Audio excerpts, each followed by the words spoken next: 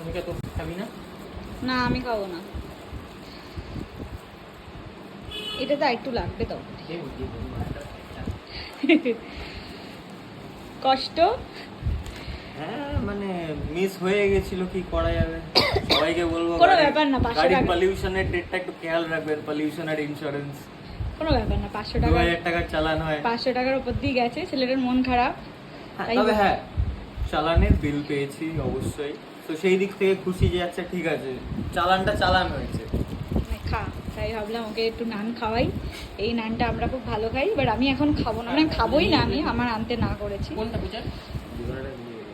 কোনটা এইটা ঠিক আছে? এইটা ঠিক আছে।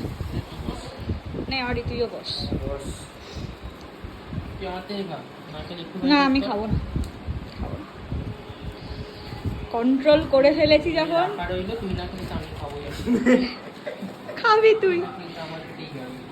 ঠিক আছে খাবি। নান কি বেক করে খাবি?